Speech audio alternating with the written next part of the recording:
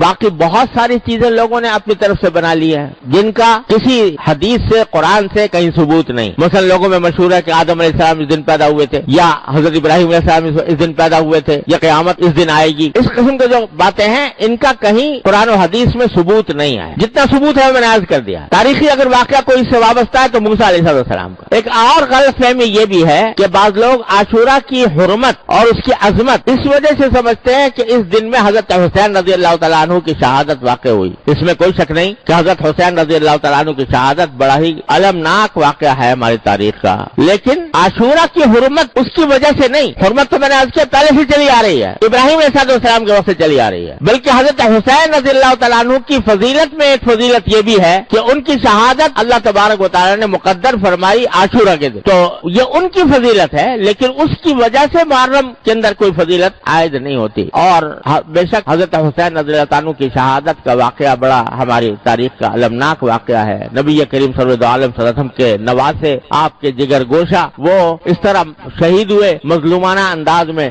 تو یہ ایک بہت ہی بڑا کربناک اور المناک واقعہ ہے. لیکن اللہ تبارک و تعالیٰ نے ہمیں یہ تلقین فرمائی ہے, نبی کریم صلی اللہ علیہ وسلم کی تلقین یہ ہے, کسی کی بھی وفات ہو, کسی کی بھی شہادت ہو, تو نبی کریم صلی اللہ علیہ وسلم نے یہ فرمایا کہ اس موقع پر ماتم کرنا, گریبان چاک کرنا, اپنے گالوں کی پٹائی کرنا, اس کو سرکار دو عالم صلی اللہ علیہ وسلم نے ارشاد فرمایا کہ جو ایسا کرے وہ ہم میں سے نہیں ہے. اور خود حضرت حسین رضی اللہ تعالیٰ عنہ, کامل ابن اسیر جو تاریخ کی مشہور کتاب ہے, اس کے اندر لکھا ہے کہ حضرت حسین رضی اللہ تعالیٰ عنہ نے اپنی وفات سے کچھ, اپنی شہادت سے 2 روز پہلے یا 3 روز پہلے اپنی بہن حضرت زینب رضی اللہ تعالیٰ عنہ ان کو وصیت کی کہ بہن, یہ الفاظ میری پیاری بہن, یہ الفاظ ہے میری پیاری بہن, اگر میں شہید ہو گیا تو میرے اوپر نہ گریبان چاک کرنا, نہ اپنے گالوں کو مارنا, اور نہ اپنے کپڑے پھاڑنا.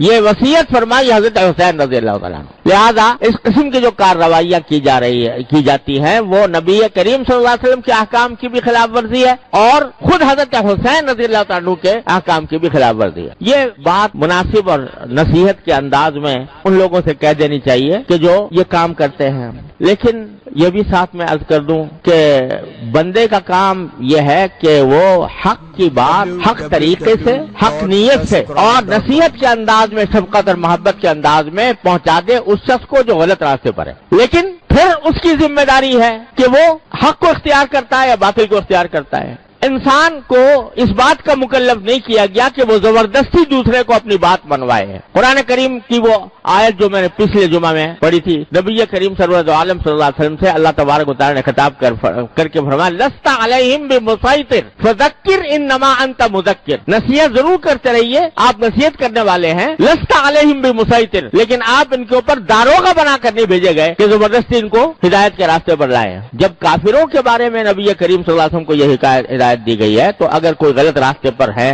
مسلمان اسلام کا دعویٰ کرنے والے, ان کو بھی محبت پیار سے بے شک سمجھا دو. لیکن کوئی آدمی داروغہ نہیں بنایا گیا کہ زبردستی اس کو مجبور کرے کہ نہیں تم میری بات مانو اور اپنی بات چھوڑو. لہذا یہ جو ہمارے معاشرے کے اندر یہ بعض لوگوں کا یہ ذہن بن گیا ہے کہ وہ دوسروں کو اپنے عقیدے کی طرف زبردستی کھینچے, اور اگر کوئی نہیں آتا تو اللہ بچائے لڑائی کے اوپر بھی آمادہ ہو جائے, مارنے پیٹنے پر بھی آمادہ ہو جائیں. اور اسی کی وجہ سے افسوس ہے کہ ہمارے معاشرے کے اندر یہ قتل و غارت گری کا بھی بازار, خاص طور سے محرم کا جب مہینہ آتا ہے تو اس کے اندر لوگ سہمے ہوئے ہوتے ہیں کہ پتہ نہیں کیا ہو جائے گا, اور ایک دوسرے کے اوپر لڑنے مرنے کے لیے تیار ہو جاتے ہیں اور دوسروں کے خون بہانے کے لیے تیار ہو جاتے ہیں. ارے یہ تو وہ مہینہ ہے کہ جس کے بارے میں نے شروع میں بتایا کہ کافر لوگ بھی, لڑائی اگر ہو رہی ہوتی تھی محرم کا مہینہ کے اندر, لڑائی ان کے نزدیک بھی حرام تھی. کافر لوگ وہ لڑائی کو اور کشت و خون کو, خون ریزی کو ناجائز سمجھتے تھے. اب اگر مسلمان اس محرم کے اندر ایک دوسرے کے گلے کاٹے, ایک دوسرے کے اوپر حملہ آور ہو, یہ بڑا زبردست عیب ہے جو اس قوم کے اوپر لگ رہا ہے. اس سے خود بھی بچنے کی ضرورت ہے اور دوسروں کو بھی بچانے کی فکر چاہیے کہ اس مہینے کے اندر کوئی لڑائی جھگڑا نہ ہو.